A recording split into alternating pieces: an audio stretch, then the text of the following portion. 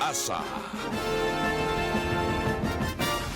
Y empezamos como todas las noches en esta nueva etapa con un pequeño editorial. Una familia argentino-israelí fallecida mientras estaba secuestrada por el grupo terrorista Hamás. Una niña que cumplió 4 años mientras estaba secuestrada sin sus padres, que fueron masacrados el 7 de octubre, también por el grupo terrorista Hamás. Una niña que era tan vivaz y bulliciosa como cualquier niño, que fue liberada por el grupo terrorista Hamás y ahora solo se comunica en susurros.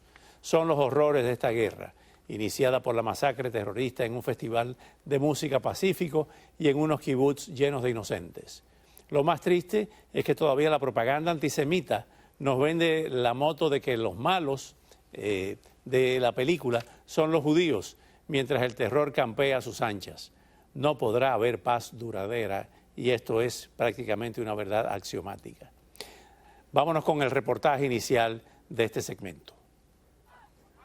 Las brigadas Al-Qassam, brazo armado de Hamás, anunciaron la muerte de 3 rehenes de la familia argentino-israelí vivas. Se trata de un bebé de 10 meses, su hermano mayor de 4 años de edad y la madre de ambos menores, que fallecieron, señalan, debido a bombardeos previos del ejército de Israel sobre la franja de Gaza. Los 3, que residían en el kibutz Niros, una comunidad israelí muy próxima a la franja de Gaza, fueron secuestrados y llevados a Gaza junto al padre de la familia, Yarden Vivas, durante los ataques de militantes de Hamás a Israel del pasado 7 de octubre. Una serie de atentados que se saldó con al menos 1.200 muertos y más de 240 rehenes que fueron llevados a Gaza. No hay una confirmación independiente de que esta familia murió por los bombardeos israelíes, como dice Hamás, las brigadas Al-Qassam. Tenemos para este segmento a Shai Cohen, profesor de la Universidad de Miami, que regresa al programa. Gracias Shai. Y tenemos al doctor Eugenio Rote, prominente profesor de psiquiatría y salud pública de la Florida International University. Antes de entrar en el tema psiquiátrico y psicológico de los traumas de estos niños, vamos a preguntarle a Shai este discurso que quiere virar la narrativa de lo que ha estado pasando. O sea, los victimarios del 7 de octubre ahora quieren ser víctimas. También se está poniendo en libertad a presos, entre ellos mujeres y niños, que estaban en cárceles israelíes, muchos de ellos menores que se pusieron bombas explosivas en actos terroristas. ¿Cómo se puede evaluar lo que está ocurriendo, contrarrestando o retando esa narrativa de los grupos terroristas contra Israel que exacerba el antisemitismo? Muy bien, pienso que con cada mente que puede ser bastante, que con ojos abiertos a estos eventos, puede reconocer que no se puede comparar estos rehenes de niños, de mujeres, de ancianos, como por ejemplo en la familia Vivas, precisamente, con Ariel de 4 años, Kfir de 10 meses, el padre Yarden y la madre Shiri, que con esta noticia tan horrible. Y no se puede comparar la de vuelta, los rehenes de este tipo y del otro lado, la gente encarcelada de forma legítima, encarcelada por el Estado de Israel, precisamente por estos eventos, por esos horrores que también intentaron causar. Causar daño no es, o sea, ser criminales no es ser inocentes en la cama, secuestrados de esta forma. Doctor Rote, lo que vimos de esta niña, otra niña, Emily Han, de 9 años, la mantuvo Hamás como rehén 50 días, pero el caso más notorio fue de la niña de 4 años, cuando vio a su padre, que no le hablaba, y él le hablaba y no le escuchaba, y ella le hablaba en susurro. Estos son traumas para toda la vida, para estos niños que fueron secuestrados y que fueron maltratados. Perdón, los traumas de la infancia, hay muchos factores que pueden influenciar la duración de un trauma de la infancia, pero hay que tomar en cuenta que en la infancia es cuando el cerebro se está formando y lo que pueda haber entendido esta niña de lo que le estaba sucediendo tiene mucho que ver con la edad que tenía en el momento en que fue capturada. 4 años. Una niña de 4 años tiene un entendimiento muy simple del mundo y el entendimiento de un niño de 4 años es básicamente yo me siento segura al lado de mis padres o me siento insegura alejada de mis padres, rodeada por personas extrañas. Entonces hay que ver cuáles fueron las circunstancias y es muy probable que lo que la niña percibió fue una sensación de peligro por estar desprotegida y fuera de contacto con sus padres. ¿Cómo se asume la pérdida de la vida de sus padres? Bueno, eso sí va a ser un proceso para toda la vida, porque en cada etapa de la vida ella va a poder entender la vida de una manera diferente de acuerdo con las capacidades intelectuales que van a ir aumentando con la edad. Entonces, en cada etapa de la vida ella va a tener que procesar la muerte de sus padres, volver a visitar la muerte de sus padres y reentender y reinterpretarla. Shai, hemos estado conversando durante todos estos días, porque está en la noticia de los últimos 2 meses en el programa tanto de radio como de televisión, el hecho de que es una situación inédita. ¿Cómo se maneja esta situación cuando, por ejemplo, Netanyahu dice que van a perseguirlo? Nos dijo el pasado lunes también el portavoz del Ministerio de Relaciones Exteriores, Lior Hayat, que era nuestro cónsul aquí en Miami, de que sí, que lo iban a perseguir hasta el último responsable de esta matanza y de este crimen de lesa humanidad del día 7 de octubre. Ahora bien, hay que salvar los rehenes que quedan.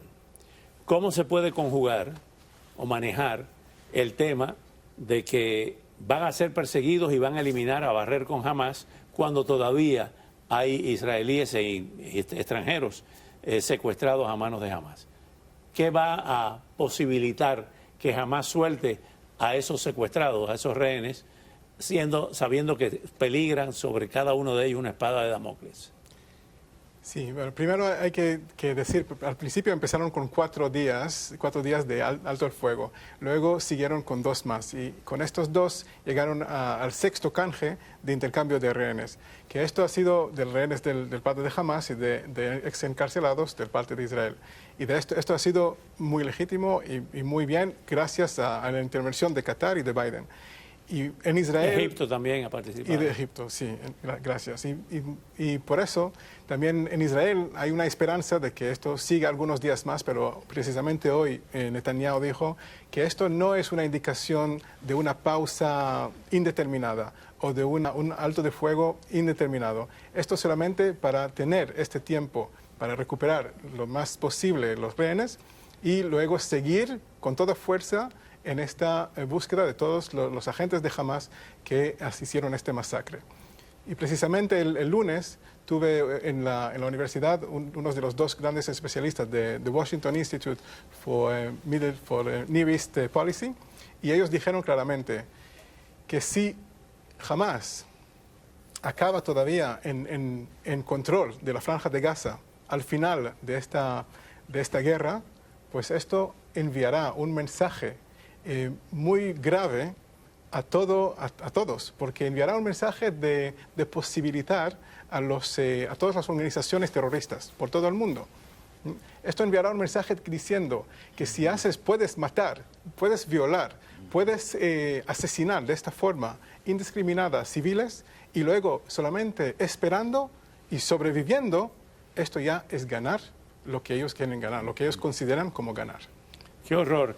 Doctor Rote, vamos a hablar ahora ya no de los traumas de las víctimas. ¿Qué hay en la mente de los victimarios? ¿Qué siente un ser humano asesinando a un niño de 4 años, abriéndole el vientre a una madre embarazada para sacarle la criatura y matarla?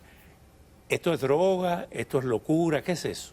Bueno, para poder hacer un acto de ese tipo hay que poder deshumanizar a la otra persona. Cuando uno deja de ver a la otra persona como un ser humano con sentimientos, una persona que sufre, que siente, entonces es más fácil cometer ese tipo de atrocidad.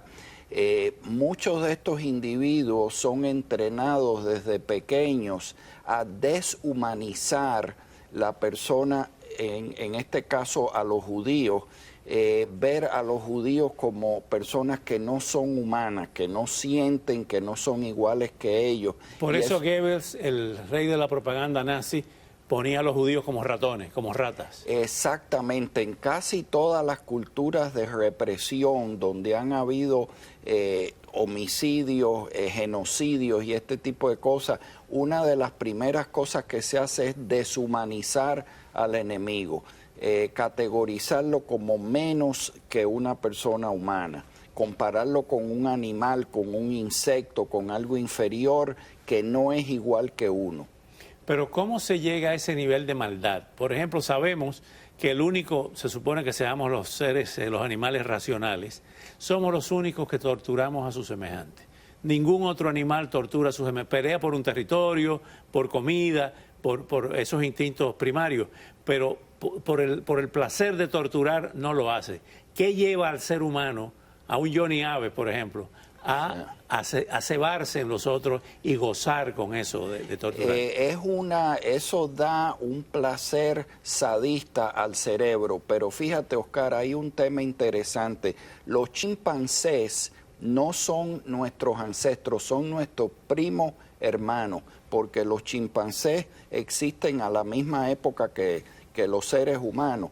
Los chimpancés son de los pocos animales que disfrutan hacerle daño a los demás y atacan sin ninguna provocación y usualmente atacan a las víctimas más vulnerables, atacan a los infantes chimpancés de la otra tribu y a las mujeres y sienten placer y sienten como un éxtasis cuando están matando y destruyendo a otros chimpancés a quien consideran enemigos. El hombre que tortura y que comete este tipo de crimen como el que la Franja de Gaza, ¿duerme bien? ¿No tiene conciencia después?